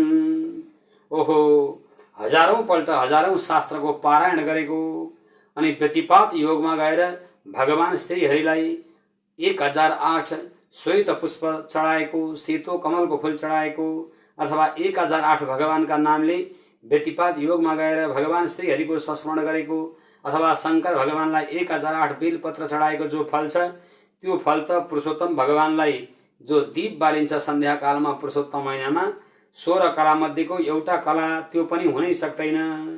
यदि पुरुषोत्तम भगवानलाई कसैले दीप बाल्दछ भने त धनधान्यम पशुम पौत्रम पौत्र संस्कारम बन्धा बन्धत्व समनम वैदग्ध यकरम स्त्रिया। व्यक्ति धनै धनले युक्त भएको बन्दछ, धनले युक्त भएको, सम्पत्तिले युक्त भएको त्यो व्यक्ति बन्दछ। अनि धन र सम्पत्तिले युक्त भएको भएर त्यसले वास्तवमा कल्याणलाई प्राप्त गर्दछ। त्यो त 16 कला मध्येको एउटा कला पनि होइन भनेर यसरी यहाँ वर्णन गर्दै हुनुहुन्छ र भन्दै हुनुहुन्छ। वास्तवमा 16 कला मध्येको एउटा कला पनि त्यो हुनै सक्दैन भनेर यसरी हो अध्यायमा यहाँ यसरी वर्णन गर्दै हुनुहुन्छ। अनि अगाडि यसरी वर्णन गर्दै भन्दै हुनुहुन्छ। श्री उग्रधन्वा नाम गरेका राजालाई यसरी उग्रदेव नाम गरेका मुनिले यी दुईजना ब्राह्मण र ब्राह्मणीलाई कथा सुनाउँदै हुनुहुन्छ। अनि उग्रदेव मुनिले व्याख्या गर्दै अगाडि वर्णन गर्दै हुनुहुन्छ। वास्तवमा यो जति पनि कर्महरू छन् ती कर्महरू पुरुषोत्तम भगवानलाई बत्ती बाले समान, पुरुषोत्तम भगवानलाई दीप जलाए समान हुनै सक्दैन। पुरुषोत्तम भगवानलाई दीप जलाउनु त त्यस्तो कल्याणकारी छ भनेर यसरी यहाँ चर्चा गर्दै हुनुहुन्छ र अगाडि यसरी वर्णन गर्दै भन्नुहुन्छ। पुरुषोत्तम भगवानलाई जति पनि यदि दीप जलाउँदछ भने त वास्तवमा त्यो नै सबैभन्दा कल्याणकारी छ भनेर यसरी चर्चा गर्दै हुनुहुन्छ। अनि अगाडि वर्णन गर्दै भन्नुहुन्छ। ओहो, वास्तवमा पुरुषोत्तम भगवानलाई दीप जलाउनु साह्रै कल्याणकारी छ भनेर चर्चा गर्नुभयो र भन्दै हुनुहुन्छ। श्रीकृष्ण जगदाधार गजानन्ददायक यही कास्मिन् मलाखिरान याय पुरुषया पुरुषोत्तमे। ओहो, हे भगवान, हे श्रीकृष्ण, हजुर चाहिँ जगतका आधार हुनुहुन्छ। वास्तवमा यो विशेष दीप, अखण्ड दीपक, अखण्ड भनेको 24 घण्टासम्म बल्ने गरेको दीपक हजुरलाई ल्याएर यसरी बाल्दैछु, हजुरले चाहिँ यसलाई स्वीकार गर्नुहोला भनेर भगवानलाई चाहिँ यो अखण्ड दीपक स्वीकार गराउनु पर्दछ भनेर यसरी यहाँ वर्णन गर्नुभएको छ। भगवान श्रीहरिलाई अखण्ड दीपक स्वीकार गराउनु पर्दछ र भगवानलाई अखण्ड दीपक बालेर पुरुषोत्तम भगवानलाई देखाउनु पर्दछ भनेर यसरी यहाँ वर्णन गर्नुहुन्छ र अगाडि वर्णन गर्दै जानुहुन्छ र वर्णन गर्दै गर्दै भन्दै हुनुहुन्छ। यस्तो प्रकारले श्री वाल्मीकि नाम गरेका ऋषिले दृढधन्मा नाम गरेका राजालाई कथा सुनाउनु भयो र भन्दै हुनुहुन्छ। भगवानलाई यसरी यदि कसैले दीपक दान गर्दछ र अखण्ड दीपक प्रज्वलन गर्दछ भने वास्तवमा त्योभन्दा श्रेष्ठ अरू केही हुनै सक्दैन भनेर यसरी यहाँ वर्णन गरिएको छ। अनि अगाडि वर्णन गर्दै भन्नुहुन्छ। पातिव्रतेन धर्मेण तद्वाता गाहधारिणी पतिव्रता इहा नारी पते पुण्यार्धभागिनी। वास्तवमा हे देवी, हे मणिग्रीवकी पत्नी, तिमीले पनि सँगसँगै भएर त्यही अन्डीकै तेलमा भए पनि अडिरकै तेलमा भए पनि पुरुषोत्तम भगवानलाई दीपदान गर्नु भनेर यति भन्नुभयो ऋषिले। र यति ऋषिले भनिसकेपछि चाहिँ ती ऋषिले के विचार गर्नुभयो त भन्दाखेरि चाहिँ अब ती जो उग्रदेव नाम गरेका ब्राह्मण हुनुहुन्थ्यो, उग्रदेव नाम गरेका ब्राह्मण चाहिँ सिधै प्रयागराजतर्फ लाग्नुभयो। द्विभुजो मुरलीधर, दुईटा हात भएका भगवान श्रीकृष्ण जसले मुरलीलाई धारण गर्नुभएको छ। मुरली भनेको छवटा पाल भएको वाद्य यन्त्रलाई भनिन्छ। त्यो छवटा पाल भएको वाद्य यन्त्र मुरलीलाई हातमा धारण गरेका भगवान श्रीकृष्णलाई बार बार संस्मरण गर्दै, तिनी भगवानलाई बार बार सम्झिँदै यी ब्राह्मण उग्रदेव नाम गरेका ब्राह्मण चाहिँ यति कहानी यति कथा सुनाइसकिसकेपछि अनि सिधै उहाँ चाहिँ इलाहाबादतर्फ प्रयागराजतर्फ लाग्नुभयो भनेर यसरी यो अध्यायमा वर्णन गरिएको छ। र 25औं अध्यायको यहाँ सुरुवात भएको छ। 25 अध्यायमा गएर वाल्मीकि ऋषिले भन्दै हुनुहुन्छ, समासत प्रवक्ष्यामि श्रीमासे पुरुषोत्तमे उद्यापना विधि सम्यक व्रत सम्पूर्ण हेतवे। हजुरले यो जो व्याख्या गर्दै हुनुहुन्छ समासत विधिले, समास विधिले वर्णन गर्नुभयो। भन्नुहोस् ती ब्राह्मण जो मणिग्रीव नाम गरेका व्यक्ति थिए तिनले कसरी कल्याणलाई प्राप्त गरे भनेर सोध्नुभयो। अनि भन्दै हुनुहुन्छ यी मणिग्रीवले 3 महिनापछि जब पुरुषोत्तम मास आए अनि पुरुषोत्तम मासमा त्यही अन्डीको तेलले 1 महिनासम्म बत्ती बाले र समय पुरा भइसकेपछि यिनको शरीर सकियो र यिनकी श्रीमतीको पनि शरीर सकियो। र पछि यिनै व्यक्ति नै पछि गएर चित्रबाहु नाम गरेका राजा, हे महाराज तिमी नै चित्रबाहु भएका हौ र तिम्री पत्नी जो चन्द्रकला नाम गरेकी देवी छन् तिनै सुदृढी थिइन्, आज आएर रानी भएकी हुन्। र तिमीहरूले गरेको धर्मको प्रभाव, तिमीहरूले गरेको भक्तिको प्रभाव भनेको के हो त भन्दा पुरुषोत्तम भगवान श्रीहरि पुरुषोत्तम प्रभुलाई 1 महिनासम्म अन्डीकै तेलले भए पनि अखण्ड दीपक बालेका थियौ। त्यही कारणले गर्दा आज दारिद्र धम्सिनी भगवती श्री लक्ष्मी प्रसन्न हुनुभयो र तपाईलाई यस्तो अकण्टक राज्य दिनुभयो, राजा बन्नुभयो तपाईँ र तपाईँ चाहिँ महारानी चन्द्रकला बन्नुभयो भनेर अगस्त्य ऋषिले यसरी कथा सुनाउनुभयो उहाँहरूलाई पूर्वजन्मको कथा। र वाल्मीकि ऋषिले दृढधर्म नाम गरेका राजालाई यसरी कथा सुनाउँदै हुनुहुन्छ। अनि फेरि दृढधर्मले सोध्नुभयो 25 अध्यायमा गएर, अथ सम्यग वध ब्रह्मन् दूपापनं विधिर्मुने पुरुषोत्तममासीय व्रतीनां कृपणा नृपाणाम्। हे गुरुजी, हजुरले अब सम्यक भनेको विस्तारपूर्वक विधिपूर्वक पुरुषोत्तम भगवानको उद्यापन गर्ने विधि के छ त्यो विधिको वर्णन गर्नुहोस्। पुरुषोत्तम मासको महिनाको भगवान पुरुषोत्तम प्रभुको उद्यापन कसरी गर्न सकिन्छ भनेर सोध्नुभयो। अनि वाल्मीकि ऋषिले भन्दै हुनुहुन्छ, समासता प्रवक्ष्यामि श्रीमासे पुरुषोत्तमे। पुरुषोत्तम भगवानको उद्यापनको सम्बन्धमा तपाईलाई छोटो गरी सुनाउँदैछु। उद्यापन विधि सम्यक व्रत सम्पूर्ण हेतवे कृष्ण पक्ष चतुर्दश्यां नवम्यां पुरुषोत्तमे।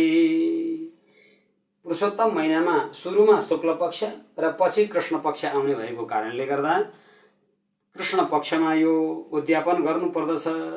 कृष्ण पक्षको चतुर्दशी तिथिको दिन अथवा नवमी तिथिको दिन अथवा अष्टमी तिथिको दिन, यसरी नवमी तिथि, चतुर्दशी तिथि र अष्टमी तिथि यी 3टा तिथिलाई लिएर चाहिँ यसको उद्यापन गर्न सकिन्छ। यथा लब्धोपहारेण श्रीमासे पुरुषोत्तमे। पुरुषोत्तम महिनामा जसरी आफ्नो श्रद्धाले आफ्नो भक्तिले युक्त भएर भगवानको सेवा गर्न सकिन्छ, भगवानको पूजा गर्न सकिन्छ, त्यस्तै प्रकारले भगवानको सेवा गर्दै पूजा गर्दै चर्या गर्दै जानु अनि यिनै तिथिमा गएर भगवानलाई संस्मरण गरेर भगवानको चाहिँ उद्यापन गर्नुपर्दछ भनेर यसरी चर्चा गर्नुभयो। सपत्नीकांश दाचार विष्णु भक्तिपरायणन्। स्त्रीले एक्लै मात्रै गर्ने व्रत पनि होइन यो, हे दृढधर्मा, र पुरुषले एक्लै गर्ने व्रत पनि होइन। पुरुष र स्त्री सकिन्छ भने चाहिँ पुरुष र स्त्री, श्रीमान र श्रीमती साथमा भएर सपत्नीका भनेको पत्नीका साथमा भएर पतिले भगवान विष्णुको भक्ति गर्दै भगवान विष्णुको बार बार संस्मरण गर्दै यसरी यो व्रतलाई धारण गर्नुपर्दछ। यथा सक्था तथा वासम पञ्चम वित्तानुसारतः। त्यसपछि के गर्नुपर्दछ त भन्दाखेरि 5 प्रकारका कलशहरूको स्थापन गर्नुपर्दछ, 5 वटा कलशहरू स्थाप्नु पर्दछ। ततो मध्याह्न समये द्रोणमानेन भूपते। अनि मध्याह्नको समयमा भगवान श्रीहरिलाई कसरी स्थापन गर्नुपर्दछ भन्दा निज भक्त्यानुसार त आफ्नो भक्ति अनुसार जस्तो श्रद्धा छ आफूसँग, जति विश्वास छ, जति भक्ति छ, त्यति नै भगवानको सेवाचर्याद्वारा भगवानको उद्यापन, पुरुषोत्तम प्रभुको उद्यापन गर्नुपर्दछ। पञ्चधान्येन कुर्वीत सर्वतो भद्रमुत् उत्तमम्। पञ्चधान्य भनेको 5 वटा धानका टपरा अथवा 5 ठाउँमा धान राखेर त्यहाँमाथि धानमाथि 5 वटा कलश राखेर यसरी गर्नुपर्दछ। अथवा सर्वतो भद्र मण्डल बनाएर अथवा चक्राब्ज मण्डल बनाएर भगवानलाई राखेर पनि गर्न सकिन्छ। चत्वारः कलशा स्थाप्य हैमा वारा जता सुता शुभा। 4 वटा कलशलाई स्थाप्नु पर्दछ। अनि ती 4 वटा कलश चाहिँ सकिन्छ भने हैमा भनेको सुनका हुनु, नभए चाँदीका हुनु, अथवा चाँदीका नभए ताम्रा भनेको तामाका हुनु। तामाका पनि कलश यदि हामीले उपलब्ध गराउन सकेनौँ भने मृण्मया भनेको माटोले बनेका हुनु। शुद्धा माटोले नै बनेको भए पनि एकदमै शुद्ध गरिएको माटोद्वारा बनेका कलश छन्। अनि रङ्गी बिरङ्गी ती पारिएका छन्, मुखमा कपडा बाँधिएका छन्, पञ्चपल्लव आदि राखिएका छन्, गङ्गादि तीर्थको जल राखिएको छ भने वास्तवमा ती कलशहरू धन्य छन्। चतुर्दिक्षु चतुर्व्यूह प्रीतये श्रीफलान्वित शब्द स्रवेष्टिताना वा वल्ली दल समन्वितः। 4 वटा दिशामा 4तिर लगेर ती कलशलाई संस्थापन गर्नु। अनि ती कलशलाई स्थापेर प्रीतये श्रीफलान्वित, त्यसको माथि तल धान राखेर कलश राखेर त्यहाँ माथि पूर्णपात्र राखेर पूर्णपात्रमाथि श्रीफल भनेको सुकेको नरिवल राखेर अनि त्यो सुकेको नरिवलमा चाहिँ भगवानको सकिन्छ भने सुनको, त्यो पनि सकिँदैन भने चाँदीको, त्यो पनि सकिँदैन भने तामाको, त्यो पनि सकिँदैन भने पित्तलको, पित्तलको पनि सकिँदैन भने माटाको। यस्तो प्रकारको भगवानको चतुर्व्यूह स्वरूपको मूर्तिलाई संस्थापन गर्नु, भगवान श्री चतुर्व्यूह प्रभुलाई स्थापन गर्नुपर्दछ। र त्यो चतुर्व्यूह भगवानलाई स्थापन गरेर के गर्नुपर्दछ भन्दाखेरि चाहिँ यहाँ वर्णन गर्नुहुन्छ वासुदेवम हरधरम प्रद्युम्नम देवमुत्तमम। भगवान श्री वासुदेव भनेको श्री कृष्णलाई सम्झिँदै, हरधरम भनेको बलरामजीलाई शङ्कर्षणलाई सम्झिँदै, प्रद्युम्न भनेको भगवानको चतुर्व्यूह स्वरूपको वर्णन हो, प्रद्युम्न भगवानलाई सम्झिँदै, देव उत्तमम भनेको अनिरुद्धलाई सम्झिँदै 4 वटा कलशमा 4 जना देवताहरूलाई स्थापन गर्नुपर्दछ। पुरुषोत्तम व्रतारम्भे स्थापितम पुरुषोत्तमम श्राद्धम देवदेवेश सकल सेनान्वितम। अनि मध्य भागमा माटोको नै भए पनि कलश राखेर अथवा सर्वतोभद्र भगवानलाई संस्थापन गरेर त्यहाँ तामाको कलश राखेर अथवा सुनको कलश राखेर त्यहाँमाथि सुनका लक्ष्मीनारायण भगवानलाई स्थापित गर्दै, तामाको कलशै राखेर भए पनि माटाको कलशै राखेर भए पनि भगवानको सुनको प्रतिमा छ भने सुनको प्रतिमा, नभए जे आफूसँग उपलब्ध छ त्यो राखेर अनि कलशेन समन्वितम बीचमा भगवानलाई संस्थापन गरेर या त चक्राब्ज मण्डलमाथि या त भगवान श्री सर्वतोभद्र मण्डलमाथि भगवानलाई स्थापन गरेर यसरी पूजा गर्नुपर्दछ। आचार्य समलम कृत्य वस्त्रभूषा दिभिर्मुदा। अनि आचार्यलाई वर्ण गरिसकेपछि भगवान श्री आचार्यलाई वस्त्र भनेको कपडाद्वारा, आभरण भनेको वस्त्र गहना आदिलाई भनिन्छ, गहना आदिले युक्त गराइसकेपछि आचार्यलाई अनि तत्पश्चात भगवान श्री चतुर्व्यूह प्रभुको पूजा गर्नुपर्दछ र चतुर्व्यूह भगवानको मन्त्रलाई जप्नुपर्दछ।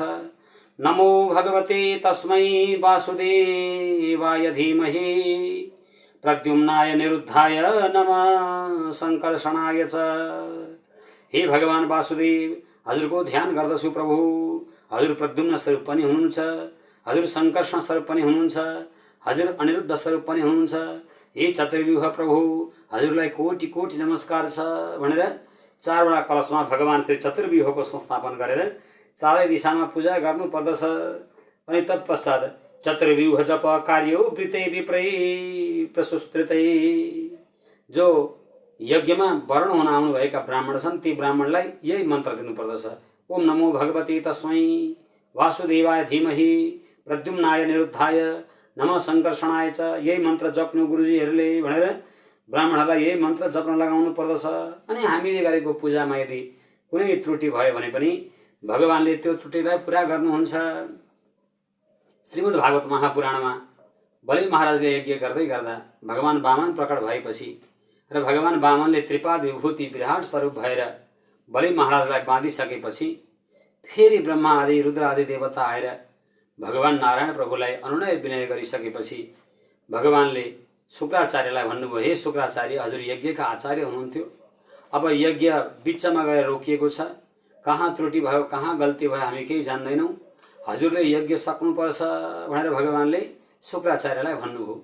अनि यति भनिसकेपछि श्री शुक्राचार्यले भगवानलाई हात जोडेर भन्नुभएको छ, भागवतमा 8औं स्कन्धमा यो श्लोक आउँछ, मन्त्रतस्तन्त्रत छिद्रम देशकालर्ह वस्तुत सर्वं करोति निश्छिद्रम नाम संकीर्तनम तव।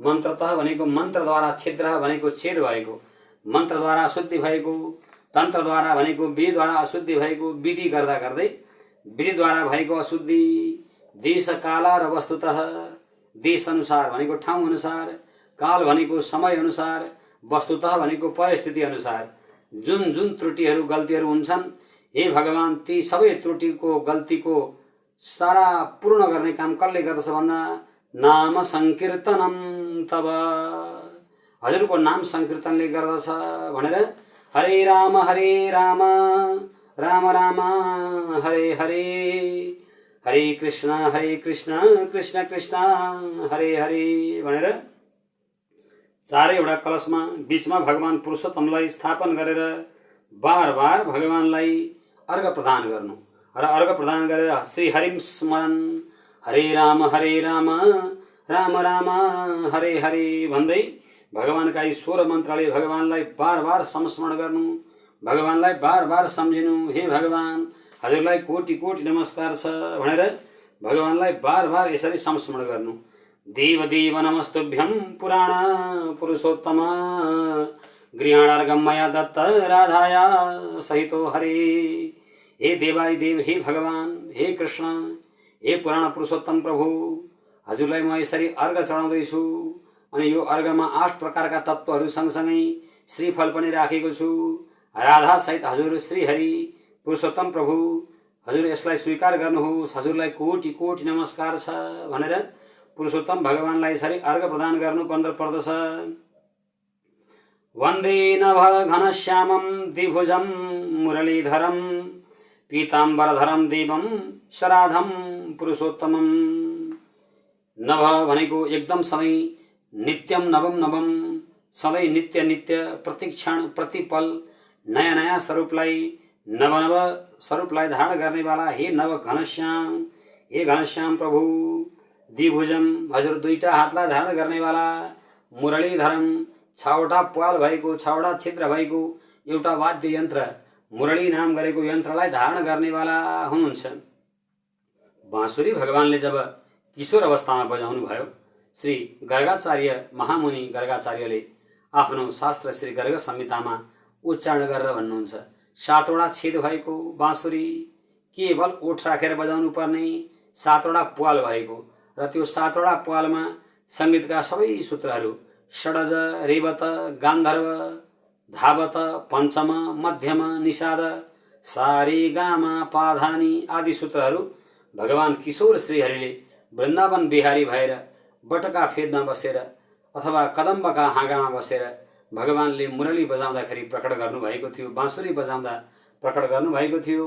यहाँ चाहिँ भगवान बालमुकुन्द स्वरूपको द्विभुज परमात्माको चिन्तन गरिएको हुनाले गर्दा यहाँ भगवानलाई बार बार मुरलीधर भन्ने शब्दको उच्चारण गरिएको छ, मुरलीधर भनेर सम्बोधन गरिएको छ। मुरलीधर भनेको 6वटा छिद्र भएको वाद्य यन्त्रलाई भनिन्छ। त्यसै गरी पीताम्बरधरम, पहेँलो बडा दिव्य पीताम्बर धारण गर्नुभएको, शराधम राधाका साथमा निवास गर्नुभएको हे पुरुषोत्तम हजुरलाई कोटि कोटि नमस्कार छ भनेर भगवान श्री पुरुषोत्तम प्रभुलाई यसरी संस्मरण गर्नुपर्दछ। एवं भक्त हरिम नत्वा शराधम पुरुषोत्तमम, यसरी भक्तहरूले साङ्गोपाङ्ग गर्दाखेरि पुरुषोत्तम भगवानको व्रतको उद्यापन गर्दाखेरि बार बार दिनैभरि भगवान श्री राधा सहित पुरुषोत्तम श्री हरिलाई संस्मरण गर्दै बस्नुपर्दछ। अनि त्यति गरिसकेपछि भगवानलाई तिलद्वारा 1008 नामद्वारा भगवानलाई तिल तुलसी अर्पण गर्नुपर्दछ। होमम चकारय अनि त्यसको दशांश हवन पनि जो गृहस्थीले गर्नुपर्ने विधि छ। यदि सन्यास व्यक्तिले यो यज्ञलाई गर्दैछ, यो अनुष्ठानलाई गर्दैछ, ब्रह्मचारीले यो अनुष्ठानलाई गर्दैछ, यति सन्यासीले गर्दैछ भने त्यसको अलग विधि छ। केवल विष्णु सहस्रनामको पाठ गर्दा यो सारा यज्ञ गरेको कुरा हुन्छ। तर गृहस्थी व्यक्ति छ भने अलिकति संविधा राखेर थोरै भगवानलाई पायस खीर बनाएर अनि भगवानलाई मालपुवा पकाएर यस्तो प्रकारले गृहस्थीले दशांश हवन गर्नुपर्दछ। श्री शास्त्रकारले पनि चिन्तन गर्नुभयो। वाल्मीकि ऋषिलाई माध्यम बनाएर श्री शास्त्रकारले भन्दै हुनुहुन्छ, के भन्दै हुनुहुन्छ भने तिलम होमम च कारय, तिल मिसिएको हवन अलिकति गृहस्थी व्यक्तिले चाहिँ गर्नै पर्दछ, गृहस्थीले गर्नुपर्छ। ततस्थम तदिति मन्त्रै कार्यै तर्पण मार्जने, अनि दशांश हवनको दशांश तर्पण गर्नुपर्दछ। अनि तर्पण जति गरेको छ त्यसको दशांश मार्जन गर्नुपर्दछ। अनि जति मार्जन गरेको छ त्यसको दशांश ब्राह्मण भोजन गर्नुपर्दछ भनेर चर्चा गरिएको छ। शास्त्रमा चिन्तन छ यो कर्मको। निराजयित ततो देवम श्राद्धम पुरुषोत्तम, यस्तो प्रकारले भक्तले पूजा गर्दै गर्दै साङ्गोपाङ्ग गर्ने दिनमा, उद्यापन गर्ने दिनमा राधा सहित भगवान पुरुषोत्तम श्रीहरिलाई घिउ राखेको, घिउमा भिजाएको बत्ती राखेर, त्यसै गरी कपुर राखेर अनि भगवानलाई मङ्गलासन गर्नुपर्दछ। निराजयामि देवेशम मिन्दी वरदलसविम राधिका रमणी प्रेमणा कोटि कंदर्प सुंदरम। हे भगवान राधिका का साथमा रमण गर्ने वाला हे बाँके बिहारी, हजुर प्रेमको साक्षात मूर्ति हुनुहुन्छ। कामदेव भन्दा पनि करोडौं गुना सुन्दर हुनुहुन्छ। हजुरको छविको वर्णन गर्न साध्य छैन। हजुरको छवि अति नै दिव्य, अति नै मनमोहक, अति नै निर्मल छवि छ। हजुरलाई म निराजनम भनेको आरती कपुर घुमाउँदैछु, बालेर बत्ती बाल्दैछु, हजुरलाई दर्शन गराउँदैछु। हजुरले यो बत्तीलाई, दीपलाई, धूपलाई स्वीकार गरिदिनु होला प्रभु भनेर यसरी भगवानलाई धूप दीप अर्पण गर्नुपर्दछ। ध्यायेत राधिकायास कौस्तुभ मणि प्रभु, हे राधिकाका साथमा निवास गर्नेवाला हे राधिका आराधन, हे प्रभु, हे पुरुषोत्तम भगवान, हजुरलाई चाहिँ मैले यो निराजन अर्पण गरेको छु, हजुरले स्वीकार गर्नुहोला भनेर भगवान श्रीहरिलाई यसरी निराजन अर्पण गर्नुपर्दछ भनेर यसरी यहाँ चर्चा गर्दै हुनुहुन्छ। वाल्मीकि ऋषिले सुनाउँदै हुनुहुन्छ। अनि अगाडि भन्दै हुनुहुन्छ, यति गरिसकेपछि के गर्नुपर्दछ त भन्दाखेरि उमा महेश्वरम दद्याद दम्पत्यो परिधायकम। 30 दिनको व्रत भएको कारणले गर्दा 30 जना ब्राह्मणलाई र 30 जना ब्राह्मणीलाई बोलाएर उमा महेश्वरको स्वरूपको ध्यान गर्दै, भगवान श्री राधा पुरुषोत्तम प्रभुको स्वरूपको ध्यान गर्दै, परिधायकम भनेको उहाँहरूलाई वस्त्र कपडा, ब्राह्मणलाई पनि वस्त्र कपडा आदि, ब्राह्मणीलाई पनि वस्त्र कपडा आदि राखेर पदम अष्टम विदम दद्याद उपानङ अङ्गुलम, तथा ब्राह्मणलाई 8 प्रकारका पद आदि सबै प्रकारको दान गर्नुपर्दछ। श्रीमद्भागवतम दद्याद वैष्णव्याय द्विजन्मने शक्तिश्चिन् विलम्बित चलम मायुर्विचारयन्। श्रीमद्भागवत महापुराणको पुस्तक यदि छ भने वैष्णव भन्ने कुरा जानिसकेपछि, ब्राह्मण भन्ने कुरा जानिसकेपछि, उहाँ वैष्णव पनि हुनुहुन्छ, ब्राह्मण पनि हुनुहुन्छ भन्ने कुरालाई जानिसकेपछि श्रीमद्भागवत महापुराणको पुस्तक चाहिँ दान गर्नुपर्दछ। पुरुषोत्तम मासमा सानो भए पनि सुनको टुक्रो राखेर त्यो सुनको टुक्राको सिंहासन त्यसलाई सम्झिँदै त्यहाँमाथि भागवतको पुस्तक राखेर दान गर्नुको महत्ता महिमाको वर्णन गरेर साध्य नै छैन। ओहो, वास्तवमा त्यसको महिमाको वर्णन गरेर के साध्य? भागवत दान गरेको महिमाको वर्णन गर्न कसैले सक्दैन। हे दृढधर्म राजा, कन्यादान सहस्राणि वाजपेय शतानि च साधन्य क्षेत्रदानानि तुलादानानि अति च। हजारौं कन्यादान गर्दाखेरि जो फल प्राप्त हुन्छ, 100औं वाजपेय यज्ञ गर्दाखेरि जो फलको प्राप्ति हुन्छ, त्यसै गरी तुलादान गर्दाखेरि जस्तो फलको प्राप्त हुन्छ। अनि कुरुक्षेत्र आदि विभिन्न जो क्षेत्रहरू छन् ती सबै प्रकारका क्षेत्रमा, मुक्ति क्षेत्र, कुरुक्षेत्र, बराह क्षेत्र आदि नाम गरेका क्षेत्रहरूमा गएर साधना गर्दाखेरि जुन फलको प्राप्ति हुन्छ, महादानान्य अष्टौ छन्दो ज्ञादानि च। महादान गर्दाखेरि जस्तो फलको प्राप्ति हुन्छ त्यस्तो फल नै भागवतको दान गर्नाले प्राप्त हुन्छ।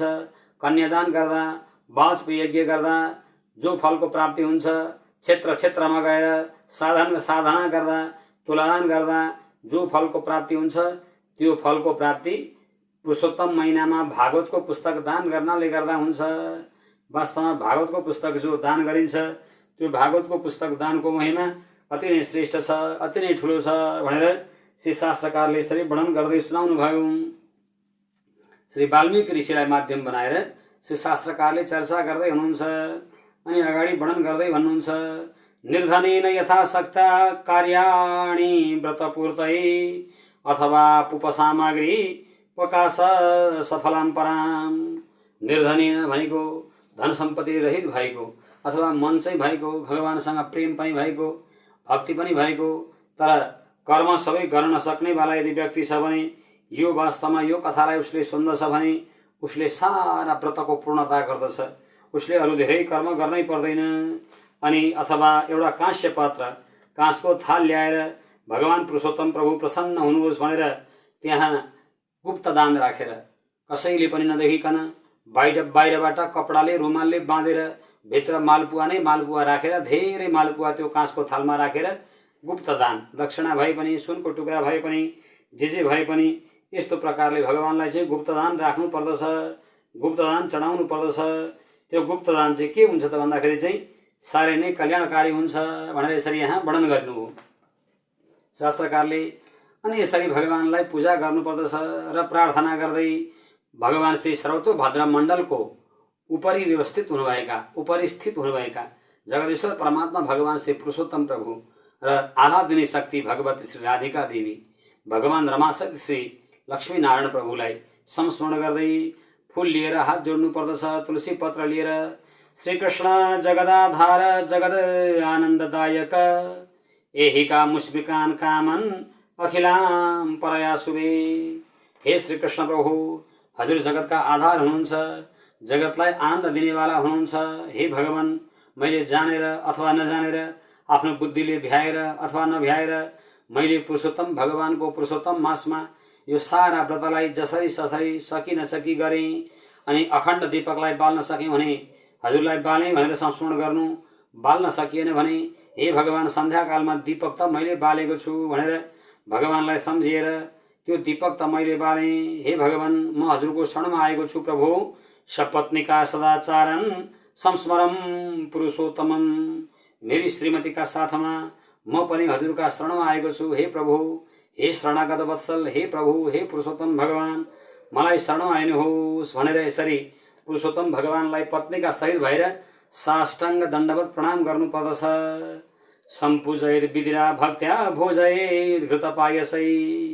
यति गरेर पूजा गरिसकेपछि अनि जो 30 जना ब्राह्मण र 30 जना ब्राह्मणी बोलाएका छन्, ती 30 जना ब्राह्मण र 30 जना ब्राह्मणीलाई पायसै भनेको खिरमा, घृत भनेको घिउ मिसाएर, भोजयेद भनेको भोजन गराउनु पर्दछ। हे दृढधर्म राजा, विप्रह रूपम हरिम स्मृतवा स्त्री रूपाम राधिकाम स्मरन भोजनयस्तु संकल्प माचरेद विधिना व्रती। ब्राह्मणहरूलाई सबै हे ब्राह्मणहरू, हजुरहरू श्री हरिको स्वरूप हुनुहुन्छ भनेर स्मृतवा भनेको ब्राह्मणलाई हरिको स्वरूप सम्झँदै, स्त्री रूपी जो ब्राह्मणीहरू हुनुहुन्छ उहाँहरूलाई राधिकाम स्मरण भनेको राधा रानीको स्वरूपमा हजुरहरू हुनुहुन्छ भनेर ती ब्राह्मण ब्राह्मणीलाई हात जोडेर मिठो भोजन गराइसकेपछि अनि विधिना व्रती अब सङ्कल्पम आचरेद, सङ्कल्प गर्नुपर्दछ, मनमा नै सम्झनु पर्दछ। मैले हजुरहरूलाई जस्तो सकेँ, जसरी सकेँ, मिष्टान्न भए पनि, मिठो भए पनि, नमिठो भए पनि, मैले मेरा श्रद्धाले, मेरो भक्तिले, मेरो भावनाले र मेरो विश्वासले जे जसरी जति सकेँ त्यो भोजन गराउँदैछु। त्यही अनुसारको वस्त्र र दक्षिणा म हजुरलाई दिन्छु। हजुरहरूले चाहिँ एकदमै अकामह भएर, वासनाले रहित भएर, कामनाले रहित भएर यो मैले दिएको दानलाई, मैले दिएको वस्त्रलाई, मैले दिएको खानेकुरालाई स्वीकार गरिदिनु होला। हे ब्राह्मण ब्राह्मणी, मेरो कृष्ण पनि हजुर नै हुनुहुन्छ। हे ब्राह्मण, मेरी राधिका पनि हजुर नै हुनुहुन्छ। हे ब्राह्मणी भनेर ती ब्राह्मण ब्राह्मणीलाई हात जोड्नु। धन्योस्मि गृहीतोस्मि जातमे जन्म सार्थकम भोजयित्वा मुदा विप्रा देयास्तां वरदक्षिणाः। म धन्य भएँ, म धन्य भएँ, म धन्य भएँ, म अनुगृहित भएँ, म अनुगृहित भएँ, म अनुगृहित भएँ। वास्तवमा मेरो जन्म सफल भयो, सफल भयो, सफल भयो। मैले हजुर जस्ता ब्राह्मणलाई, वैष्णवलाई, भगवानका भक्तलाई, हजुर जस्तै ब्राह्मणीलाई भोजयित्वा भोजन गराउन पाएँ म प्रसन्न भएँ भनेर ती भोजन गरिसकेका ब्राह्मण ब्राह्मणीलाई लवङ्ग भनेको ल्वाङ, एलालह भनेको इलाइची, त्यसै गरी जो सुपारीका टुक्राहरू छन् यी सुपारीका टुक्रा, पानका पत्ता लगेर ती ब्राह्मण ब्राह्मणीलाई मुख सिद्धि गर्नका लागि दिनु। अनि ती ब्राह्मण ब्राह्मणी जो पत्नीका साथमा भएका ब्राह्मणी छन् तिनीहरूले वैष्णव भनेको भगवान विष्णुका भक्त भएका ती ब्राह्मण ब्राह्मणीलाई पान सुपारी लगेर मुखमा खान दिनु र यसरी उहाँहरूलाई पान सुपारी खान दिएर सारा वस्त्र अलङ्कारले युक्त बनाएर भोजनको दक्षिणा गर्नु। अनि यति गरिसकेपछि चाहिँ पुरुषोत्तमं मन्त्रहीनेति मन्त्रेण समाप्य पुरुषोत्तमं ब्राह्मण ब्राह्मणीलाई विदा गरिसकेपछि अनि पुरुषोत्तम भगवानलाई गएर हात जोड्नु। अनि हातमा तिल लिएर हे पुरुषोत्तम भगवान, मैले यो सारा कर्मलाई गरेँ, हजुर मसँग प्रसन्न हुनुहोस्। अब हजुर मेरा पूजा कोठामा, मेरो सेवा गर्ने ठाउँमा, मेरो पूजा गर्ने ठाउँमा गएर विराजमान हुनुहोला भनेर भगवानलाई चाहिँ विसर्जन गर्नुपर्दछ। अनि हातमा तिल लिएर, हातमा फुल लिएर मन्त्रहीनं क्रियाहीनं भक्तिहीनं सुरेश्वर यत्पूजितं मया देव परिपूर्णं तदस्तु मे। मन्त्र पनि मैले जानेको छैन, क्रिया भनेको कर्म गर्न पनि जानेको छैन, भक्ति पनि मसँग छैन।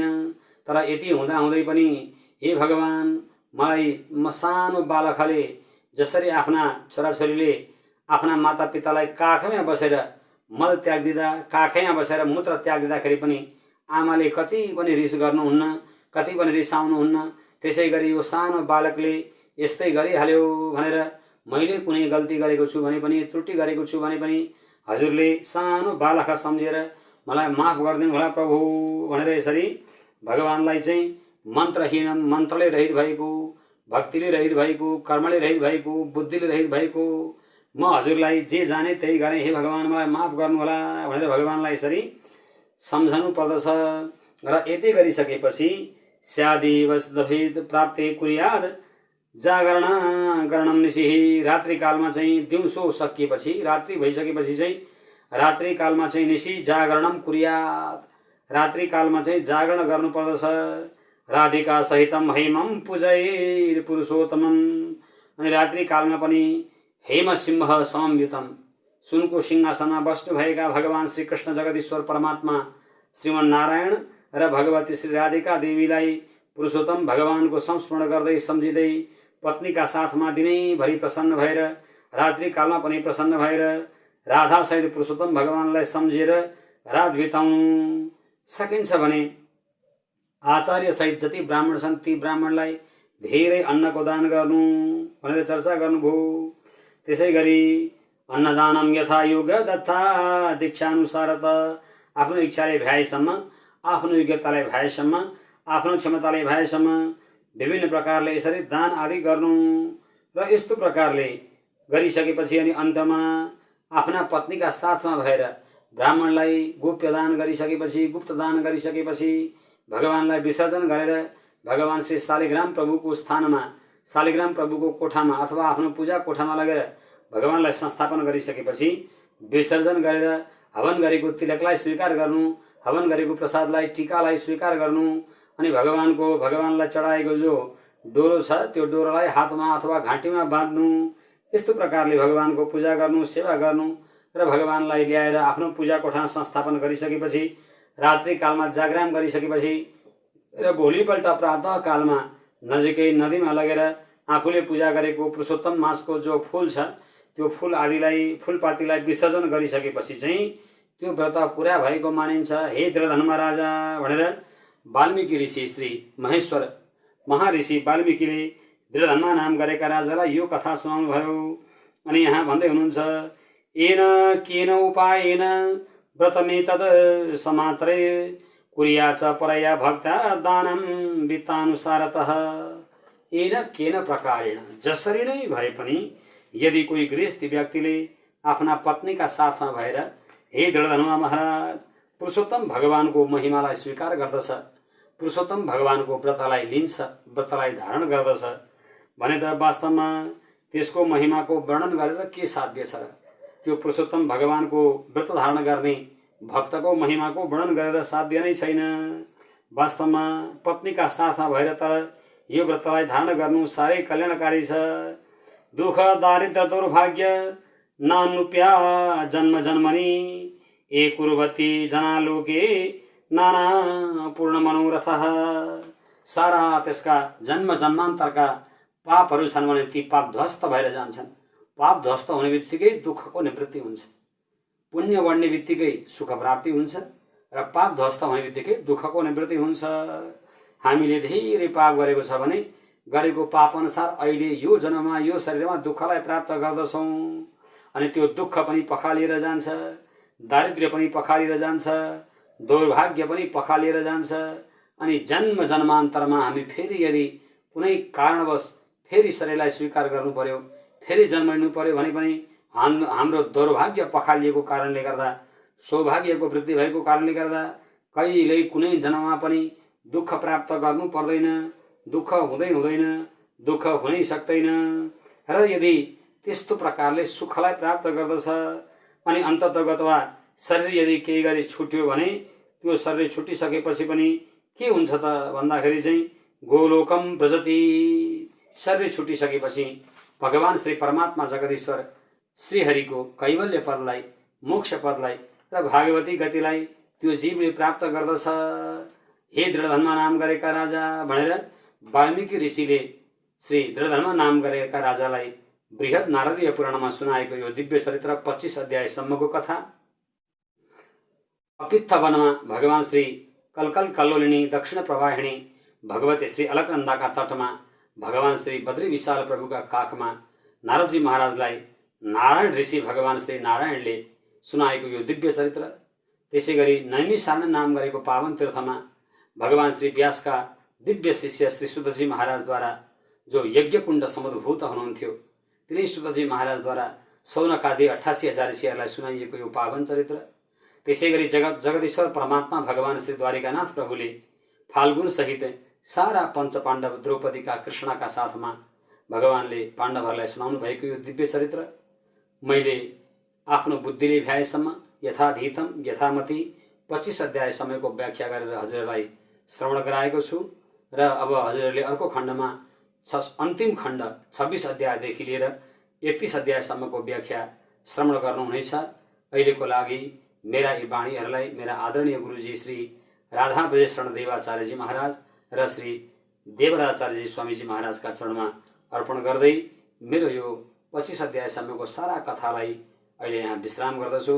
ओम सहना भवतु, सहनौ भुनक्तु, सह वीर्यं करवावहे, तेजस्विनामधीतमस्तु मा विद्विषावहे। ओम शांति शांति शांति।